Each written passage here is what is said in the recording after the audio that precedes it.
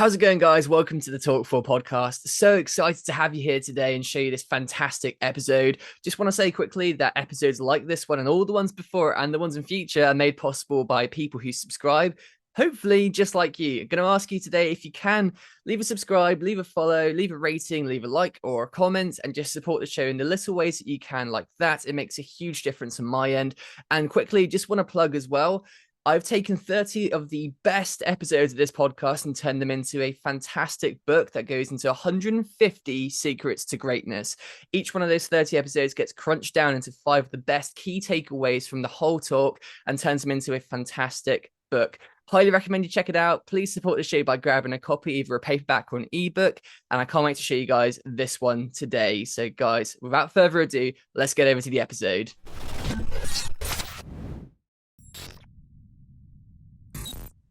How's it going, guys? Welcome to episode 157 of Talk4, the Quickfire podcast, where we ask 4 great questions to unique and interesting people. Behind the mic today is your host, Skupien.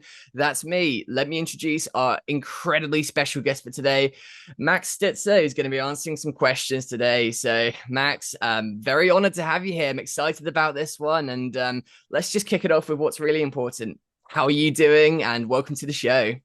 Oh, hey, good morning from Utah, Louis. Thanks so much for having me on your great show. Oh my God, I yeah. followed you on LinkedIn and seen the amazing guests you got, and I hope I can rise to the occasion and meet the level of quality you're used to here on this show. I'm sure that's going to be an easy task for you. And just looking at what's just an incredible career, I just can't wait to dig into it and learn all about it. It's going to be a fun talk for me, and I'm sure really insightful for the people listening in. But let's talk about you then. So in a nutshell, in the kind of elevator pitch style, 1 or 2 minutes, just a bit about who you are, what you get up to, what you have done, what you are doing, and just kind of that condensed version of, in a nutshell, the life of you. And then we're going to dig into it on the big scale, and that's going to be a great chat. But yeah, let's start there and we'll work our way forwards or backwards. All right, all right. Thanks, Louis. Hopefully, this elevator is going up a few floors on a high rise because it's not a short story, but. Well, I retired a couple years ago from our United States Air Force and moved back home to Utah, where we belong, where I was raised, where we're here with our grandbabies and our aging parents. And I get to do amazing work, but I get to do that on the foundation of all the things that I got to do in a very long career in our United States Air Force that actually started here in Utah as well. So I was a pretty average high school graduate. All I had to offer the Air Force was a diploma, and signed up because I wanted to be part of something bigger than myself and serve this great nation. Yeah. And they afforded me so much opportunity. I said yes to all the hard things. I did the jobs nobody else wanted to do. And in time, from the most unlikely of beginnings, I ended up a general in the United States Air Force. I got to see and do all the good stuff. I saw the best places in this great world and some of the worst ones as well. And again, met all the best people and some of the worst people too in this world too. And that's probably the unfortunate byproduct of being in a military career is that sometimes you deal with terrible situations for people that want to inflict anything but good on society, and we help them in that mission to become martyrs if that's the case. So Yeah, absolutely. yeah. Yeah, so I spent my last 4 years at the Pentagon, 2 tours there total in Washington, D.C. of 7 years, a 3-year tour, and then another 4-year tour a couple years later. And at the end of that time in uniform, the statute says it's time to go. And we made that decision to come back here and serve in the private sector. And so my professional mission now is to help organizations that have the best technology and capabilities get those technologies and capabilities in the hands of our warfighters. The same mission I had in uniform. I just wear a different uniform to do that now. So I get to work in the private sector. I get to work in higher education at my alma mater, Weber State University here in Ogden, and hopefully add a little value to all of this enterprise out here. Yeah, definitely. I mean, it's clear that you had a a great career in uniform, then you pivoted and just reapplied so many of those things to be successful on the private sector too. So really curious to dig into some of those things that maybe you took from the military and lessons learned, and then have been also successful in the private sector and running your own shop. But if we can just kind of go through the Air Force side of things to begin with, then so obviously you kind of gave us the very brief of it there, but if we just go into a little bit more of that career path then. So how it started out, where it went to, where it went after that, where it finished out a little bit more, some of the favorite positions you had there, and maybe some of the key takeaways that you started to develop along the way, whether any mentors or stories that particularly formed that leadership front for you in the military. So yeah, just a little bit of time to talk about just that career path in the military then, and then we're going to hit up everything that came after that. So yeah, hit us off there if that's all right. Yeah, you bet. So my first specialty in the U.S. Air Force as a young enlisted member was target intelligence. That was vastly different than today. It was in the early 80s, when I graduated high school and joined, nothing was digital at that point. Everything was manual. So, manual hard copy, mission planning, maps and charts, photographs, microfiche images, hard copy, planning manuals and things like that. So it's just like when you come up through school, you learn the manual way first before you get to use a calculator and a computer and things like that. And so I learned the hard way, learned the basics. And many of the people who taught me were veterans of the Vietnam conflict. And they came home from that war with the perspective that we should never fight wars like that again. And that transformed the military, across the world, including with our allies and partners. And so I was very fortunate to learn from those Vietnam veterans who were forged in the fire of that, highly politicized, very unpopular war, and how they were treated when they came home from that war. Not well by the general populace, not recognized and Absolutely. honored like happens today in today's conflicts. And so I love that. It was like living a Tom Clancy novel, which were very new and very popular during that time. And I felt like I'd been dropped into one of those for the things I got to do and see and experience. And in later years, regular long deployments became a feature of the military for, again, across the globe for not just the United States, but all of our allies and partners. But during the Cold War, we weren't deploying as much as we are now. But as a 19-year-old, my very first deployment was overseas to Denmark. And so I got to see and experience a different country, and a nation very close to us, very close to the UK, obviously a member of NATO. And I loved it and wanted to do that forever. I wanted to be around military people and missions and experience the world. And so I did everything I could in the ensuing years to do that, to take all of those opportunities. Because I loved my work so much, I took my sweet time finishing my undergraduate degree at Weber State University here. But once I finished, people had encouraged me. I had great bosses and mentors, and they said, you have all the potential in the world. You should be an officer in the United States Air Force. And so with a diploma in my hand, with an undergraduate degree, which was a prerequisite, I applied for officer training and went on my way. As a commissioned officer, I trained to be an aircraft maintenance officer. And so again, another taste of the international nature of the military. I went to Shepherd Air Force Base, which is the home of Euro-NATO joint jet pilot training. And so even in our aircraft maintenance officer course, we had officers from Taiwan, Venezuela, shoot, it's been so long I forget. I Everywhere. can see all their faces, but from all over the world, Tunisia, um, uh, Portugal, right? So an amazing assemblage of international officers. So again, the recognition that everything we do and our success in the military across the world, we fight and we win as a joint and as an allied team. And so that was ingrained in me throughout my career and starting very early on. And I love that about our military Definitely. and about serving in the service with all our partner and ally nations, because we bring freedom to the rest of the world that wants and needs what we've got here in the West. Yeah.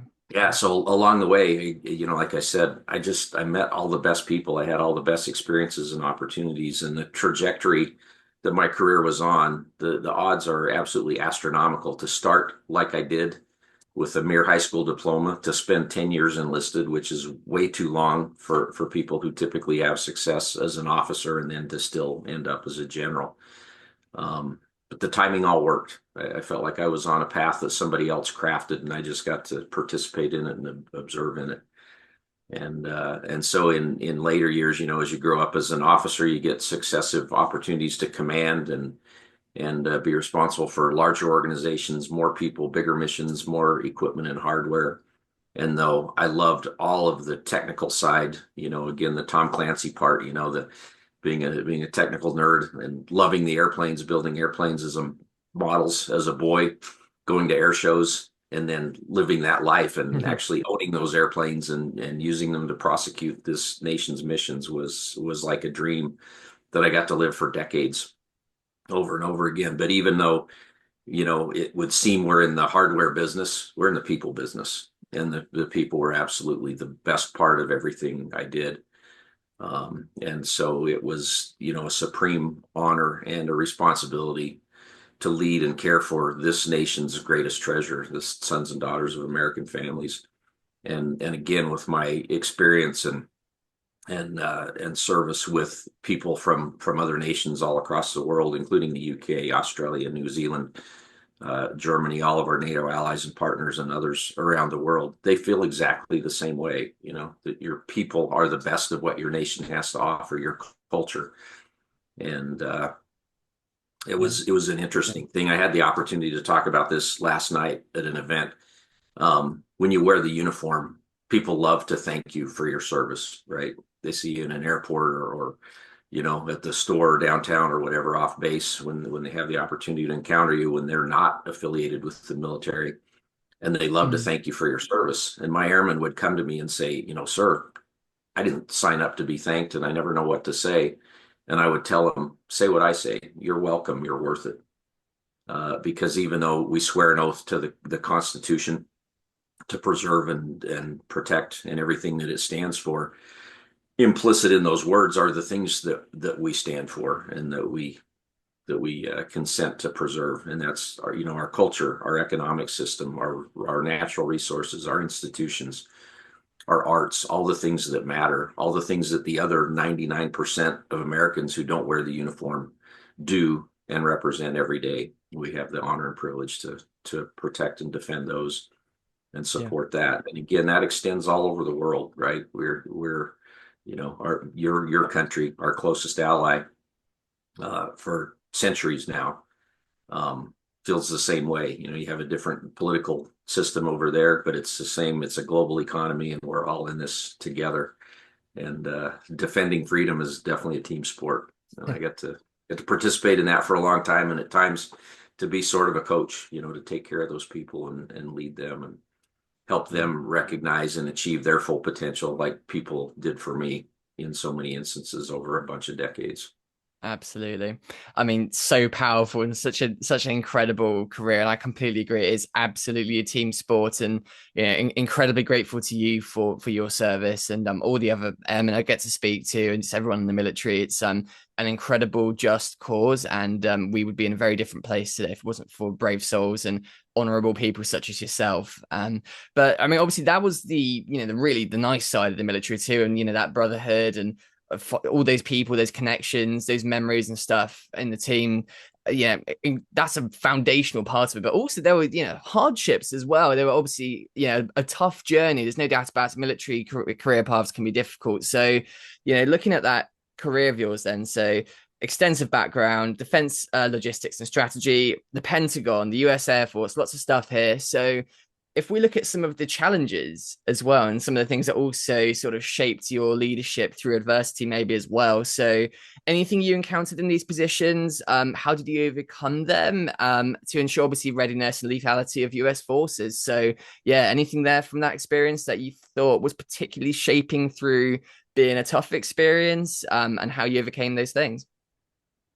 Yeah, one of the downsides of being a large, thriving, economically successful nation is the resources tend to make bureaucracies big, right? When you have the means and the finances, government grows and bloats, and so I could go on and don't want to waste good time here on your podcast to talk about that because it's well documented. But there's a lot of criticism about the waste and the spending in Washington D.C., and that's certainly come to light during this current presidential administration here, and with the efforts of Doge to find and cut government waste.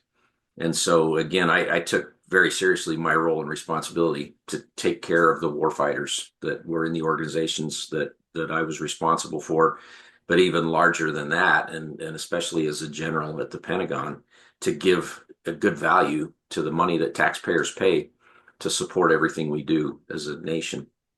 And so I really came to despise the federal bureaucracy, and the inefficiency there. Just naturally, some of it is caused by people who have a political agenda, right?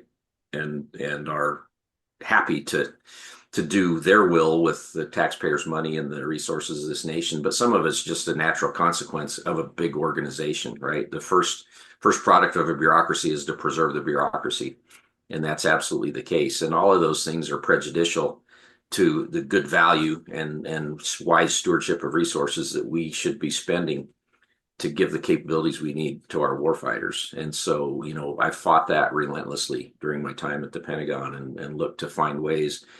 And because I started literally at the very bottom and never forgot where I came from, um, it always resonated with me what we were inflicting on the field on people, airmen, sailors, soldiers, Marines, Space Force Guardians, all the way down to the tactical level by the rules and the policy and everything that we would make. And so I made it my personal mission, even though it's I think inherent in the oath that you take and your responsibility. I think it was even more poignant to me just because I had a less traditional career path and I never forgot where I came from. And I recognized even when I was an airman basic, the lowest pay grade with no stripes on my shoulder, I thought I was smart and capable and I could see and identify problems and opportunities for efficiencies and effectiveness and things like that. And that motivated me with every promotion I got and every new role and responsibility that gave me greater reach to help fix those things and eliminate waste and eliminate inefficiencies. And so, that's the downside, right? For sure. Just the ineffectiveness of an organization. But I'll tell you at the tactical level in operational units, where personal leadership matters and where you can make the most difference every single day with your flight of a few airmen or a squadron of a few hundred airmen, is to overcome that and actually accomplish the mission. And everybody up the chain of command beyond that, their responsibility is to give you those resources. And so that was always my focus, and I never forgot that. And as I transitioned into retirement, I kept that exact same mission. I just wear a different uniform to do it.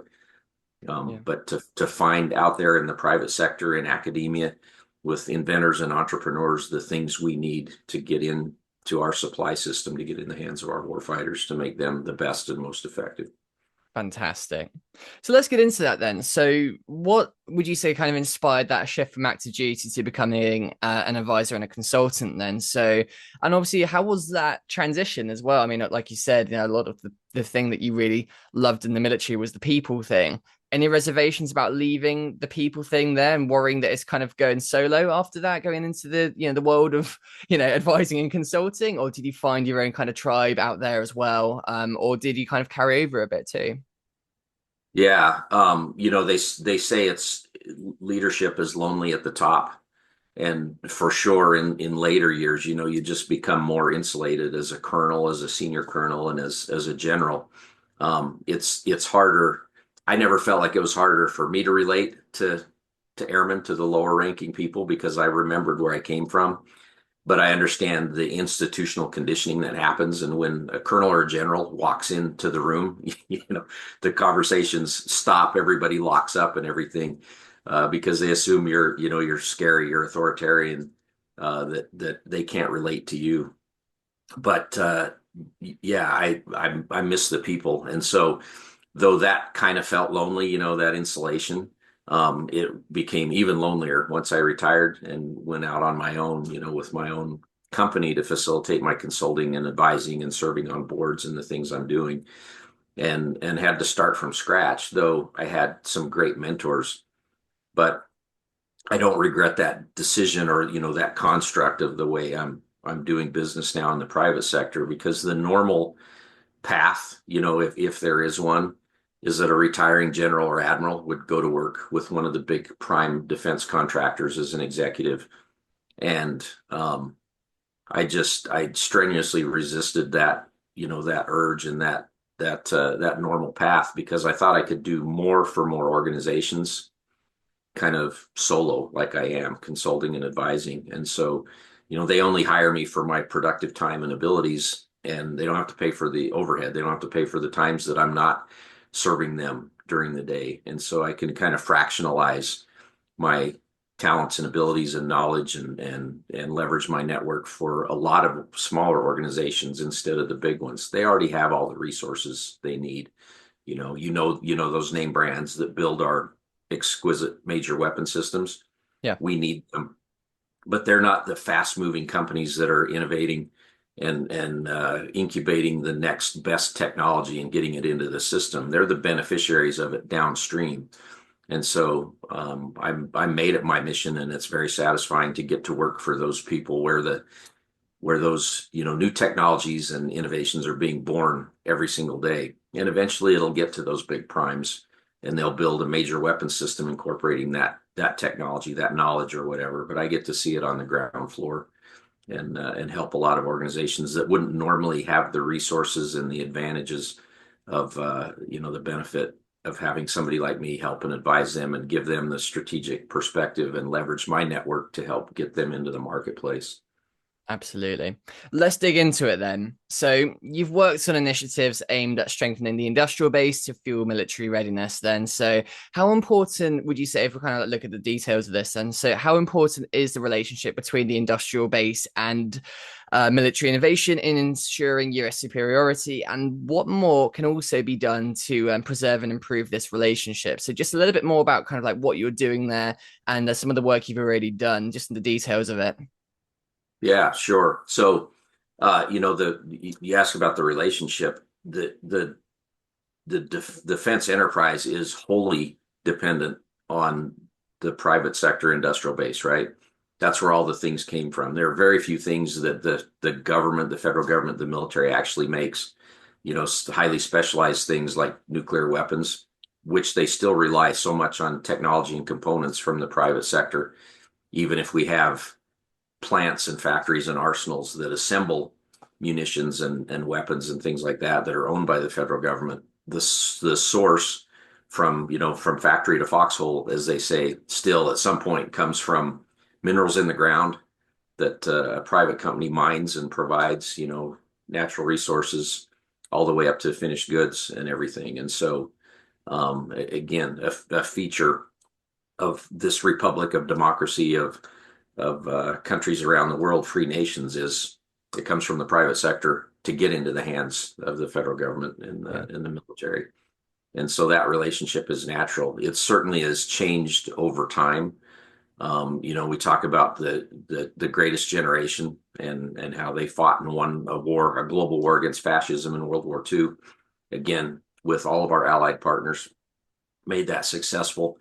All of the nations, the UK certainly mobilized well before the United States did, to mobilize their nation, to mobilize industry and the citizenry and everything to defend and fight against the Nazis and the Axis in Europe. The U.S. came a little bit later to that fight, but again mobilized this nation's resources and industry and even the citizenry to conserve resources, right? To recycle things, to feed the machine that built our great technology that won World War II in the hands of the people who were the greatest generation. And that's flipped over time. So, In those days, there was a lot more probably patriotism in industry. They were more forgiving. They said, "Hey, we're going to fight and win this war, and we may be building typewriters or Fords today, but we're going to build bombers and 1911 pistols, for the military effort." Over time, and Eisenhower warned us about this in his famous military-industrial complex speech as he left office in 1960, right? But he warned about the wane of patriotism and participation in that industry to serving not the citizenry, not the mission of the nation, but shareholders, not taxpayers. And that certainly that transformation has certainly happened over time. And so, in order to do business with the federal government, in order to produce the weapons and things that the DoD needs, there needs to be some incentivization for them to do it because it's not always lucrative. And again, the bureaucracy is not always efficient, and so it's not always the best business model to produce the stuff that our nation's military needs.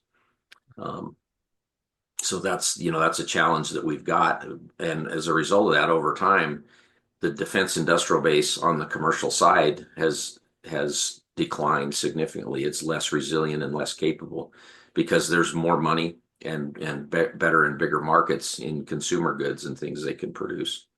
Yeah. So that shift needs to happen, and that's dependent on, again, policy, financial incentivization, and things like that to get businesses to want to do business with the federal government and to produce the things we need for the military. How do you think we do that? What does the future hold for that too? I mean, yeah, just kind of like in your opinion, really, national security policy has kind of shifted in recent years, right? So just in terms of like leveraging the private sector for military advancements, how do we improve upon that? What are you seeing in the industry? Yeah, what do you think the future needs to hold for that too? And what could people be kind of on the lookout for within the shifts that are going to come up in the next few years too? Yeah, it's always it's a financial equation, right? For better or for worse, companies are in business to make money for sure. So they can pay their employees, so they can buy the raw goods and make a profit at it. It's a feature of our system. It's certainly not a bug that's the case. That people prosper from whatever business they're in, and so it's a policy challenge to make it so they can effectively do business with the federal government and to produce the stuff that the military needs, that the federal government needs. And key to that, again, is eliminating waste, right? Eliminating bureaucracy. And so that's one of my niche opportunities to help, especially these small and medium-sized companies that don't normally have access to be able to get into the federal marketplace, is to help them understand how to transition from retail business to the private sector to doing business with the federal government and to cut down those barriers.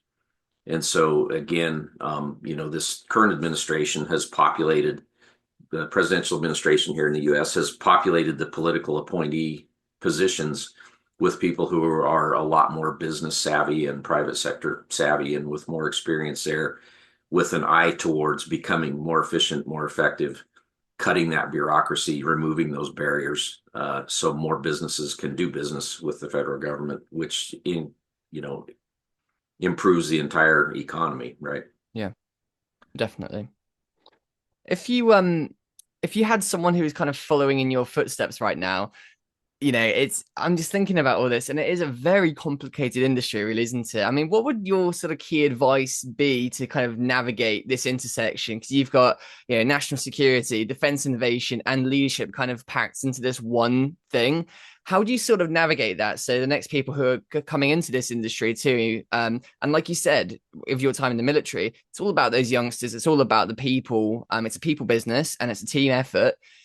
The next generations of people coming into this, what kind of work do you think they need to be doing? What reps should they be putting in nice and early? Any advice for the next generations? Yeah, well, first of all, a word of encouragement. If I can achieve what I've been able to achieve, anybody can. Because again, the odds of starting where I did and ending up where I did are absolutely astronomical. I was never the smartest person in the room or more talented or anything. I had people who saw potential in me that I didn't see in myself, and mentored me and encouraged me and gave me opportunities. And in some cases, those opportunities were opportunities to fail, to see what not to do, right? And then to do it better next time. Obviously without, any grave outcomes for sure, because failure can be pretty awful and catastrophic, in the wrong circumstances and situations. And so it was certainly not the case. But I think if you don't fall down and skin your knee or get bloodied once in a while, you don't truly learn, because those are powerful learning tools of what not to do and how to do it better the next time, Yeah. to motivate you to achieve and excel. Um, I don't know that I would encourage anybody to follow in my footsteps per se, because I was kind of all over the map. And what people would often, especially as I increased in rank and got to be better known, and people would say, "Hey, Max, I hear you're the guy to come to for mentoring. Sir, you've been very successful. I want to be like you." And I would tell them, "Well, don't be like me. Do it right." Uh, but the question typically is, right, like they would say, for example, a junior aircraft maintenance officer, when I was more senior, like a colonel, they'd say, "Well, how can I be a successful aircraft maintenance officer?" And I'd say, "Be a successful officer," right? Officership skills are universal, irrespective of whatever specialty you're in. So you could be an attorney, a judge advocate, a physician in the military, a finance person, a technical person, a pilot, whatever. Be a good officer first. Lead yourself first, which enables you to have the responsibility and the ability to lead other people, so we can give you increased responsibility. So that's the first thing. And then in general, they would say, what do I need to do to be successful?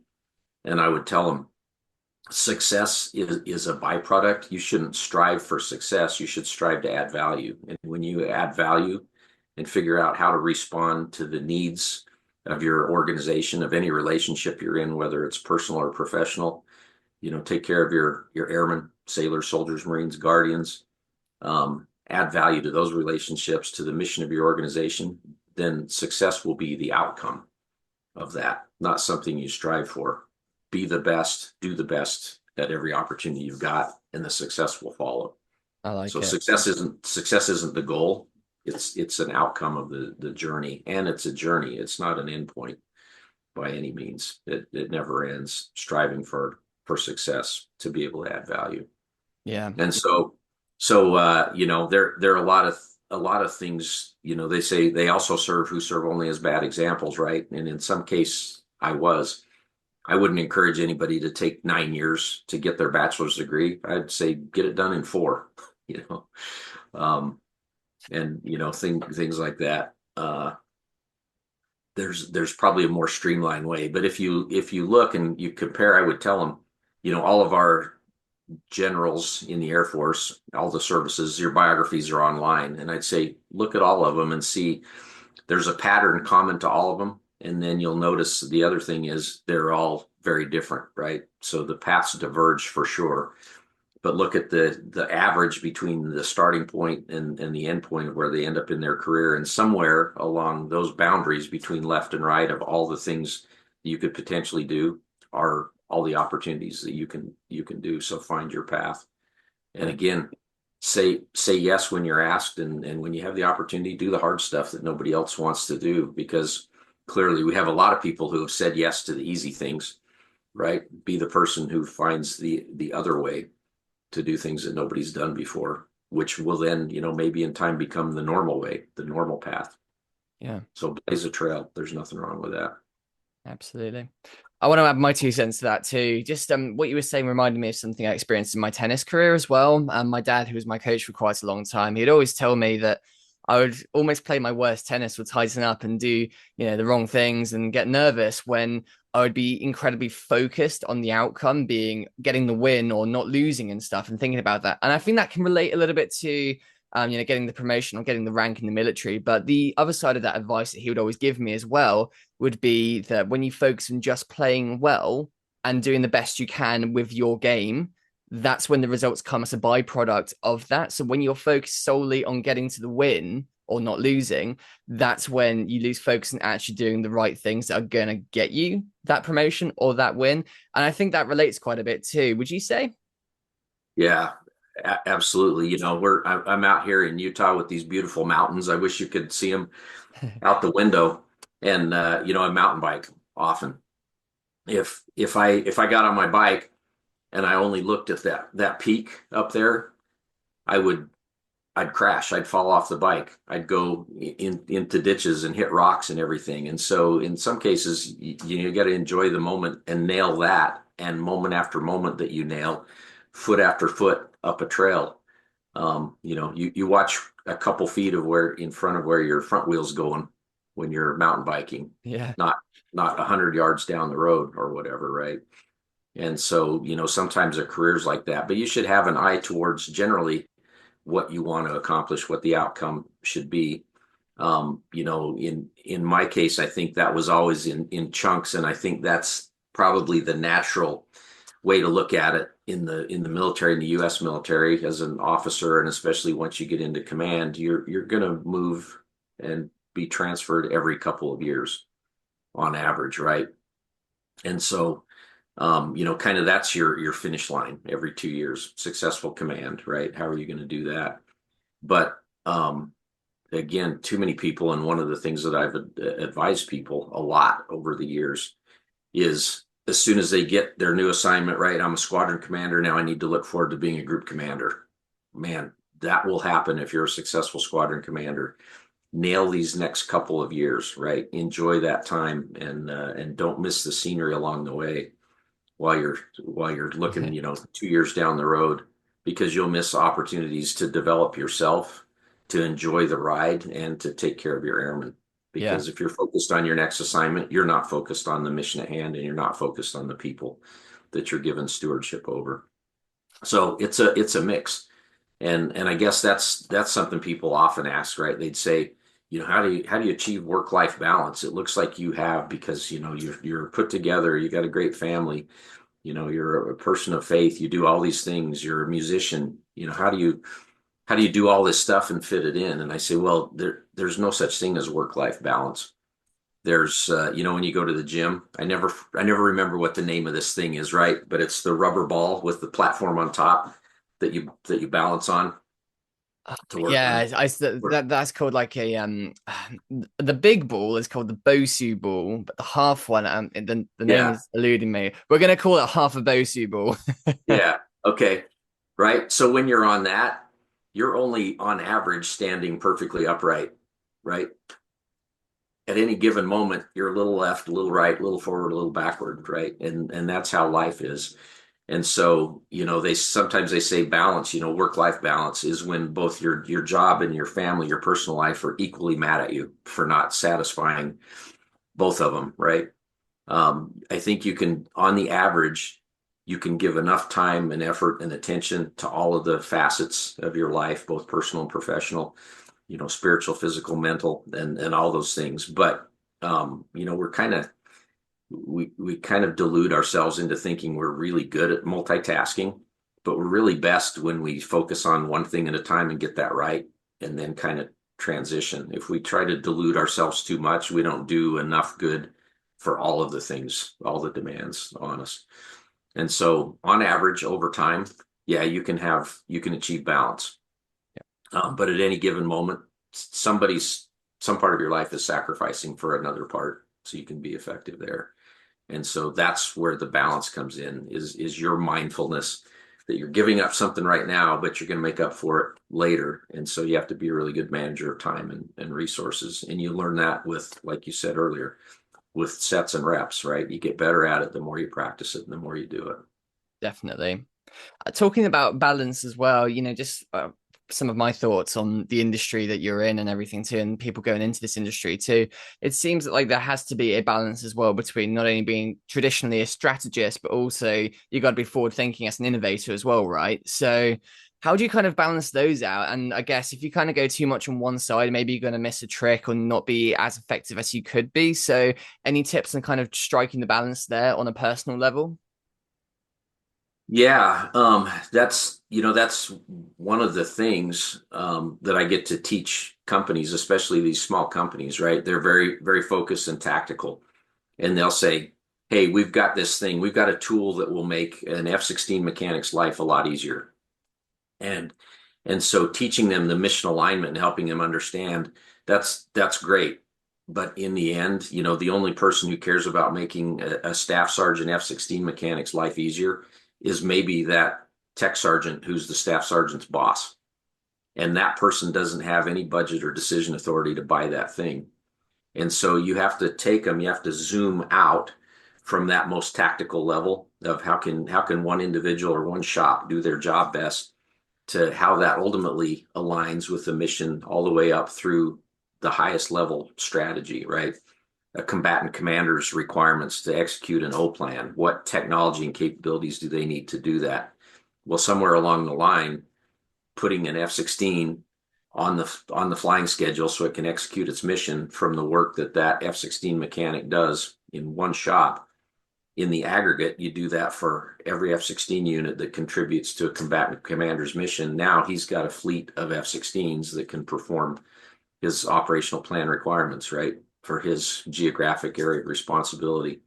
And so along the way, if you can make the alignment up through all of those operational plans, strategies, and objectives through the echelons of command, now you've got something that somebody cares about and will buy, because in the aggregate, it presents a capability. And that's what the U.S. military buys. They buy capabilities, not individual things, not a tool. That tool has to contribute to some operational requirement that the highest level has. And when you've aligned that, all of those, all those perspectives, now you got something that somebody with decision and budget authority will spend money on, will let a contract on and purchase from you. And now your company is successful because you've demonstrated that alignment. Yeah. And that you're selling a capability, not a thing. I think that there's a bit of relation with what you're consulting on and what I'm also doing as well, because I do projects with the US military, and I'm working on quite a few of them right now, on different bits of hardware and creating documentaries and projects. And it's funny how, if you look at what I'm doing, it's kind of a product in a sense, right? And what you're doing, or for these companies, what they're doing is also a product. And the key to getting it right and getting opportunities has always been, what is their need? How can I fulfill that need? Right. And I guess that is a universal lesson to be learned across the scope of businesses in general, right? It's not so much about what you think is cool or what you think someone should need. It's actually listening, looking, and doing research and getting the intel on, people and organizations, and, in some cases like yours, the government, etc., and the military, and figuring out what are they actually going to want and what are they not going to want, and then going from there. Any tips on doing that? What's the kind of mindset towards that? Any good ideas for people, for sort of shifting their mindset away from maybe being a little bit self-centered in their own company and their own ideas, and then going and transitioning into sort of, gathering intel and, being more effective of getting yeses from companies and organizations in situations like this? Yeah, Louis, I think I want individual inventors and innovators to be kind of selfish and inward looking, right? You think of Thomas Edison inventing the light bulb, right? He couldn't have imagined how that would scale today, and how we would have lit streets and offices and billboards and all the applications of what he once started. Saying, wow, I think if I create a vacuum envelope in glass, and I put a carbonized bamboo filament in there and push electricity through it so it glows, right? He was thinking very small. And I think all great things, all technologies start small, right? It starts with physics and chemistry and things like that. How can you apply it? And then it grows and scales. And so, if that makes sense, I want those guys to start small. But the success of implementing any technology, and in our case, getting it into the hands of warfighters, is a whole of community effort. So it takes people who say, okay, inventor, you've got a great thing there, and you understand there may be some application, but I can see three more that you haven't thought about, because I understand the landscape and everything. And I don't mean me personally, but people Mm. like that who have, experience and understanding and an enterprise perspective and can say, you've come up with a great thing and you presume that's the application, but there are 10 other things that thing can do. If we develop it, if we partner you and bundle your capability and technology with somebody else's and combine those and synergize, now you can do a different thing with it than you ever imagined. You're going to benefit from that because you invented that intellectual property and that capability and technology. But if you combine it and then we use somebody else's skill to finance it, to scale it, to get it into the hands of warfighters, to get it to market, and to get it into our weapon system inventories and everything, well, that takes several echelons of people with different, increasingly broadened experience and influence, and everything. And so I think that's the message, going back to what we said earlier about this being a team sport. Anything great that's ever been invented started with an individual with a great idea, and they probably failed forward a lot, and hopefully failed fast. And if there's any theme there, is that now we need to fail forward and fast with increasing frequency, right? Yeah. To to outpace our enemies and adversaries and their development of technology, and also to outsmart them, because the enemies of this nation, of your nation, they will exfiltrate our intellectual property from our network that takes billions of dollars and decades to come up with, and with the click of a mouse they steal it.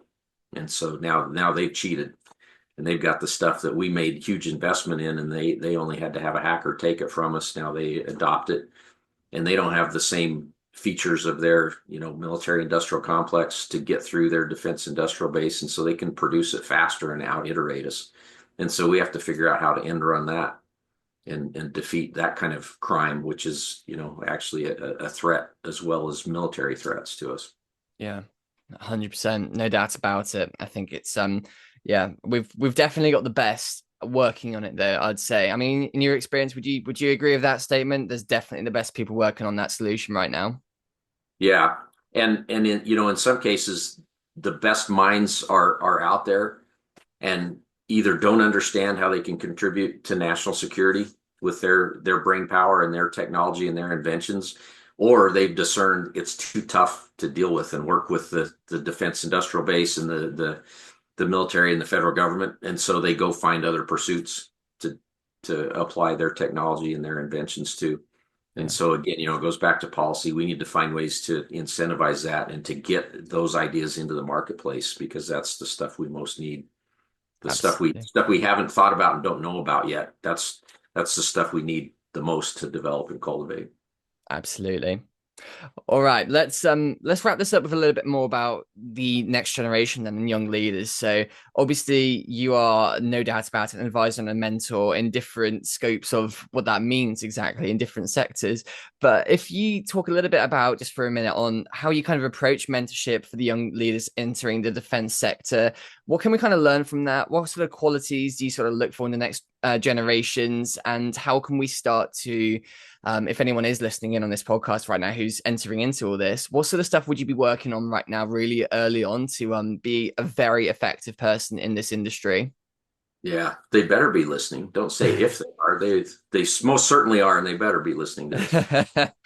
Yeah. So there are some things they say, right? You're an athlete. You can't coach speed, right? So there are some things that need to be inherent. Character is one of those things. And I kind of think patriotism is too. That starts, I don't know where that comes from. You just either always have it or you don't, right? And so you have to recognize, no matter who and what you are, you're part of something bigger than yourself. But having that desire to contribute to that and to give back, and recognizing that we stand on the shoulders of giants in previous generations who secured the freedoms and the liberty that we have, and our way of life and our economy and the ability to do business and to invent. And so, recognizing you're a small part of something big, but knowing where you came from helps you understand the potential, because that trajectory continues. It's a continuum. It started before we were born, and it's going to continue after we're gone. But during your time in this mortal shuffle, what can you do to contribute, to best use your talents and abilities, and everything. And so there are a lot of things you can teach people, but they have to start with the basics that you can't coach, and they have to have a desire, or they're kind of, I guess it's kind of harsh to say, but they're not worth your time. You can't help them, you can't fix them. Um, so yeah. One of the things I think about is, again, when people come for mentoring and they look to you and say, gosh, you've been successful and I want to be just like you. I want you to do some of the things, certainly the things I did right, but I want you to be you, because there's a saying, right? If we all think the same, somebody's not thinking.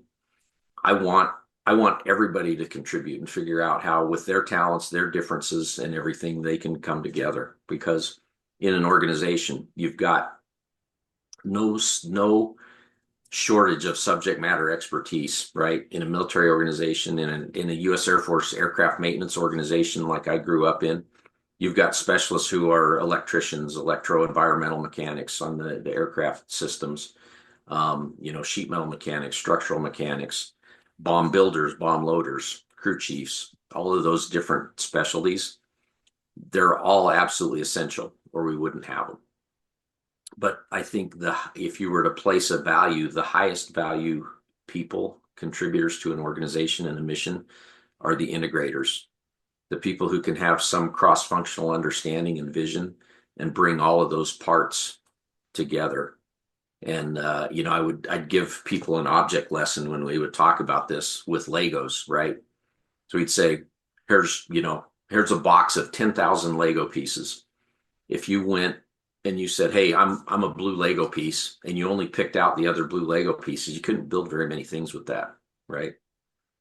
But if you don't care what the Lego shape is, how many dots on the top it's got, what color it is, now you can build anything. You can build a Disney castle, right? You can build a space shuttle, you can build a Harrier, you can build whatever.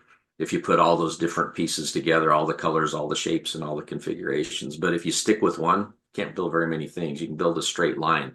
You can build a silo. And we don't fight, and we certainly don't win in silos. We win when we've created a system and an actual object that can prosecute a mission. And I think people are exactly the same. I like it. That's a really, really nice little round off.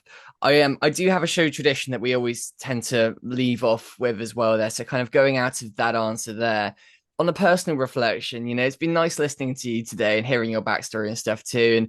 And, I think some of it's quite funny, actually, you describing that story of, how some things were, just a bit crazy going through this career of yours. But on kind of reflection, if you did have a minute to speak to a young version of you, maybe around sort of, 10 to 13 years old, or something along that sort of line, before you knew what was coming, what would be your personal advice to a young version of you right now for that whole journey going forward? Pretty crazy career, a lot of changes and a lot of reinventions in a way. What would you use that minute to say? I would tell them, I spent way too much time caring about what other people think and presuming what they think, because you're almost always wrong. People are generally genuine and generous, and actually assume that you have the best of intentions, and they probably think they're worse than you and less effective, and you're better and an example. And in fact, we all think that. We all sort of have imposter syndrome, either kind of all the time, or certainly at times. We wonder if we're being looked at, criticized, judged, or whatever. And the truth is, we all are. Some people are unkind and unfair all the time, and you're always going to encounter them. And their opinion usually doesn't matter. And so you can spend way too much time worrying what others think and what they're going to do to block you or whatever. Just do what's right. You know what you're capable of. But in some cases, and like I talked about, some people can see in you more potential and capability than you see in yourself. Figure out who that is and listen to them too, right? Because they're there, they're on your side. They were given to you. They're a blessing and a resource to you to pull you out beyond your own thinking and out of whatever rut you might be in. So just do what you can do what you need to do, and enjoy the journey along the way. Don't worry about what other people think. I really like it. That's great. All right, let's do the shameless plug then. So a couple of minutes just on some of the stuff you want people to go and take a look at after they've got to the end of this podcast. So, whether that's a bit of reading material or kind of furthering on of things to do to learn a bit more about the industry that you're in, your own services, the things that you do, or just connecting with you on a kind of a personal front, or things that you just want people to take a look at, really have that minute or a couple of minutes, and send the people who are still here right now to the next thing that you would recommend, please. Yeah. All right. Thanks, Lou. I do. I so appreciate this opportunity, and I appreciate what you do for a global community. I mean, it's amazing, and you shouldn't you shouldn't overlook the fact that you actually have global reach, and that you're a great influencer and a great example. And again, you bring great ideas and people together. Thank you, One sir. person, one person can make a difference. So first off, required reading.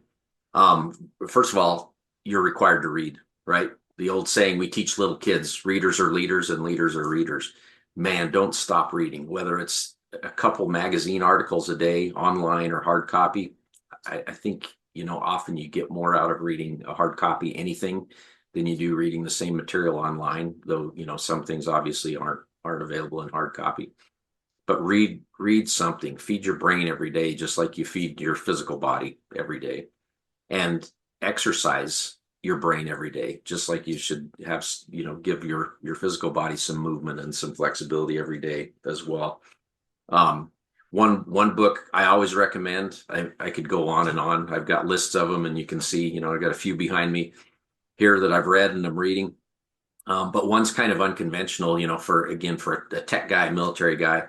But I think the lessons are universal and important and apply to anybody.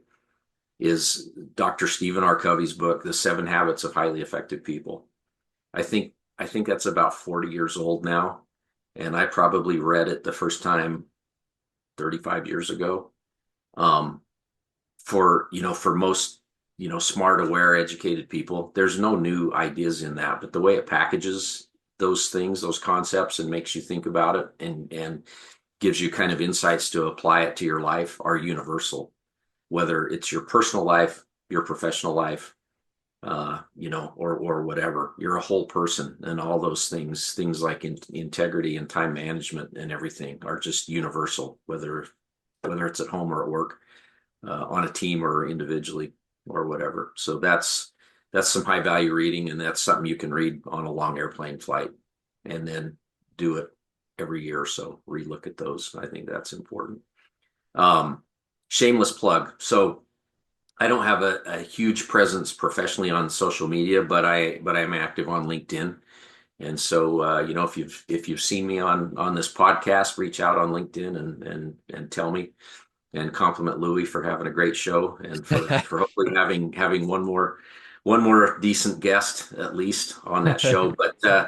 But that's such a great forum to exchange ideas, and I hope and pray LinkedIn doesn't become like other social media and just clogged up with things that aren't, professional and productive and enriching and enlightening, because I think that's the predominant tone of LinkedIn. And so I like it a lot, and it's a massive resource for increasing the reach of your network and being part of a great network, which is an omnidirectional pursuit. Your network isn't just to accumulate a lot of followers and connections, as trophies for your edification, or endorphin feeding or whatever, but it's actually to be a resource and to gather resources. So it's like I said, omnidirectional. It goes every direction in both ways. You benefit others as well as they benefit you. And then finally, I do have a website. I launched a year ago, professional speaking business as a professional keynote speaker. And so if you go to maxstitzer.org, one word, no spaces on there, and check out what I've got going on there. I also post about that and link that to my LinkedIn posts as well. I think you'll find something there good for you and for your organization, and I look forward to hearing from you. Fantastic. That's great. Max, all I can say is just a huge thank you for today. It's been an absolute honor having you on the Talk4 podcast, and I want to say another big, just huge thank you for your service. Everything that you have done, everything you are doing is all incredibly impactful, powerful things, and it comes from a great place. That much as a parent, and I really appreciate you and all of the time you spent here today. And I know it's morning, you're going to go and do great things for the rest of your day and this week, but I really, really appreciate it. Thank you for spending the time today. Yeah. You're welcome, Louis. You're worth it. There it is, perfect round off. I know you guys are worth it too. Thank you all for listening. This was episode 157. If you'd like to listen to the past episodes, go and have a look at the channel. If you'd like to listen in for the future ones too, make sure to hit that subscribe button and spread some love by leaving a like and a comment, and go check out the description too for those links. See you in the next one. Cheers.